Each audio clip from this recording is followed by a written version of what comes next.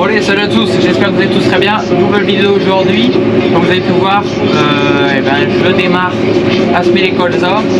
Il y a déjà la première parcelle qui est presque finie donc pour notre client. Puis il a préparé de son côté hier. Ça fait un boulot nickel, c'est bien fin, etc. Donc là ça fait vraiment du boulot nickel, pas trop enterré les graines, ça peut germer assez vite. Ensuite, voilà, elles sont bien recouvertes, sur machin. Je vous ferai voir un petit peu le fonctionnement du Smart tout à l'heure, hein, même si ceux qui sont habitués à mes vidéos de l'année dernière, ils savent déjà comment ça marche. Mais les nouveaux, vous ne savez pas, donc je vais vous montrer ça tout à l'heure. Là, j'évite trop de descendre du tracteur déjà parce que, pour éviter de perdre trop de temps, parce qu'il pleut demain midi. Et on a beaucoup de quantité d'hectares à semer, donc faut pas traîner quoi.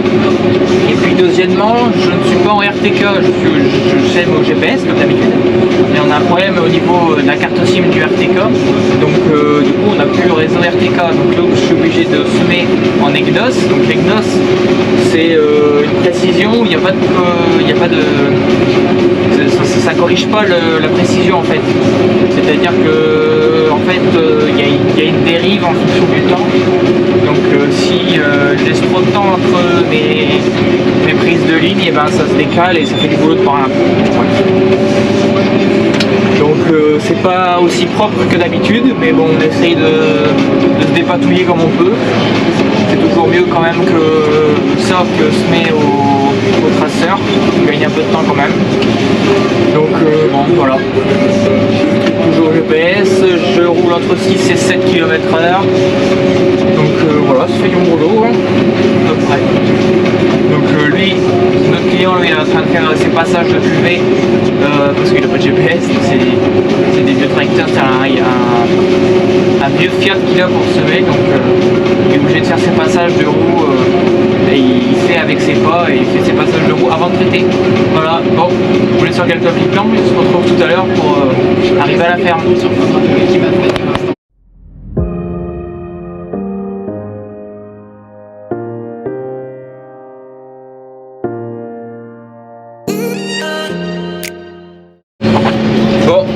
Voilà, il est 15h11, donc là on a entamé bien, allez, il n'est pas encore tout à fait à la moitié, mais bientôt à la moitié de notre parcelle, de notre première parcelle à nous.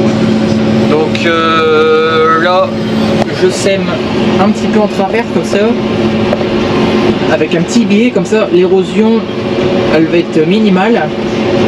L'eau elle va pas trop couler, elle va rester, et puis comme ça fait des petites vagues un peu avec le semoir, c'est pas mal, ça va retenir l'eau parce que là-bas dans le fond ça souvent déjà c'est en côte, et puis ça souvent enfin même pas souvent, c'est tout le temps des petites ravines là-bas dans le fond sympathiques, donc ça minimisera un petit peu la coulée d'eau.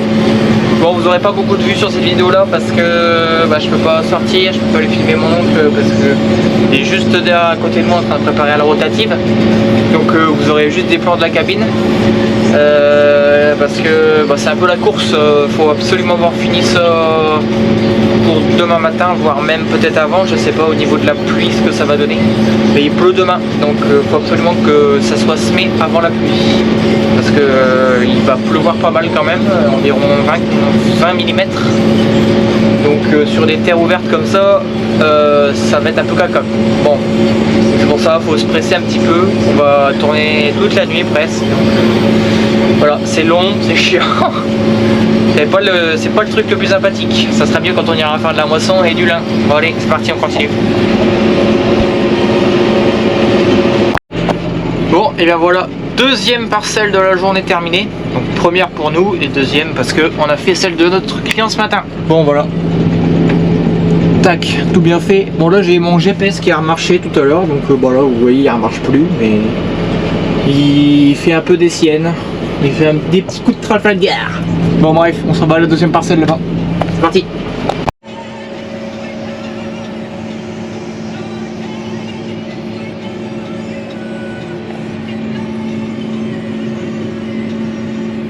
Bon voilà, parcelle terminée. Il restera plus que 7 hectares là-bas en haut qui sont pas encore travaillés. Bon, je vous ai pas fait beaucoup de plans, mais c'est parce que j'étais parti en conduite. Enfin bref. Bon allez, je suis plus coiffé, plus rien de là, parce que j'ai pris la flotte. Bon allez, on se retrouve demain ou prochainement, parce que j'aurai pas assez de contenu pour faire une grosse vidéo. Bon allez, à demain. Bon, il est 21h passé, je crois même.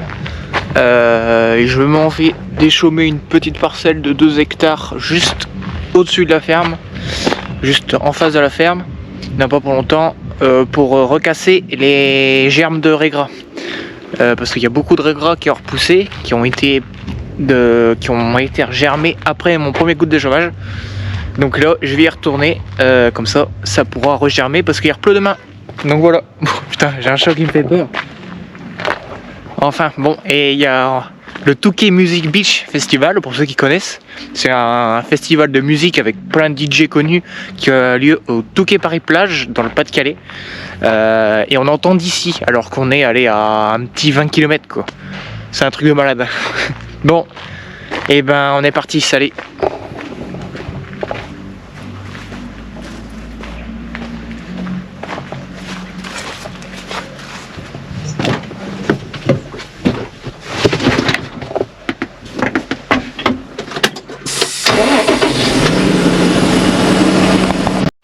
Bon allez, rebonjour tout le monde, j'espère que vous allez tous très bien. Bon, suite des événements, donc je vous ai laissé sur les déchômages, c'était dimanche soir, non c'était vendredi soir, on est dimanche soir là. Donc moi hier j'ai été redéchômé en à peu près 10 hectares, une parcelle qui fait à peu près 5, 6, 7, je sais pas exactement combien elle fait, plus des petits boui-boui, une fourrière, le long d'un champ d'un voisin, où il y avait des repousses de colza de mon premier déchômage. Donc je suis allé redéchômer ça pour recasser et que ça regerme avec la pluie qui est tombée la nuit dernière. Donc il y a plus 10 mm. Il y avait déjà plus, je sais plus, 3 mm dans la nuit de vendredi à samedi avant que j'aille redéchômer ma parcelle. Donc ça a fait du bon boulot et puis bah voilà, ça va pouvoir regermer vu qu'il y a plus. Il y a plus 10 mm à peu près dessus. Donc voilà, ça fait du bon boulot. Donc moi pour la suite de la vidéo là, je vais vous présenter un petit peu le semoir pour ceux qui ne connaissent pas le fonctionnement, etc. Parce que je ne l'ai pas fait dans le rush du SNI, quoi.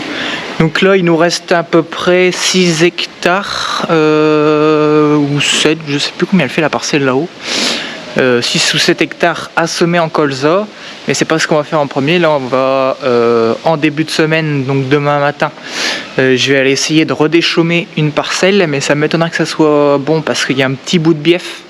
Et j'y crois moyennement, ça va sûrement coller et faire du mauvais boulot. À voir, peut-être que je pourrais être bien étonné que ça réussit très très vite. Donc voilà, bon le semoir il est dégueulasse parce qu'on a fini sur la flotte. C'était jeudi midi à peu près, ouais c'était jeudi midi. On avait fini sous la flotte, donc il est un petit peu dégueulasse. Bon, sinon lui donc c'est un semoir isotronique, donc de la marque Gaspardo Machio. Donc en isotronique, isobus, parce que lui il est fonctionnel presque avec que de l'électrique. Sinon au niveau du système, toujours une turbine, prise de force, turbine qui fait aller de l'air dans les éléments. Donc l'air allait piocher là en dessous, il y a des tuyaux là, les 2 tuyaux qui sont là-bas, les piocher là. Ensuite ça va venir être aspiré par la turbine ici, revenir ici par ces tuyaux là, tac. Ça va envoyer de l'air ici. À partir d'ici, hop, ici nous, on a des disques, donc l'air va venir respirer ici. Du coup les graines vont venir se coller derrière le disque ici. Hop, je vais vous faire voir un petit peu plus. Par derrière. Alors forcément les graines elles sont dans l'élément ici. Donc ici, donc là il en reste encore des graines dedans. Donc les graines elles sont là.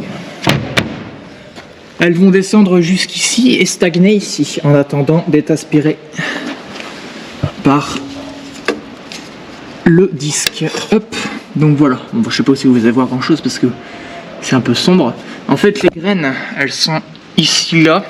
Elles vont venir être aspirées un petit peu plus bas ici. Il y a une petite ouverture Comme vous avez pu voir quand je l'avais réglé, il y a une petite ouverture, donc soit on le règle plus gros pour les plus grosses gaines ou plus petit pour les plus petites graines. Donc là il n'y a pas beaucoup d'ouverture vu que c'est une petite graine de colza. Donc ici après ça va venir se coller ici sur les disques.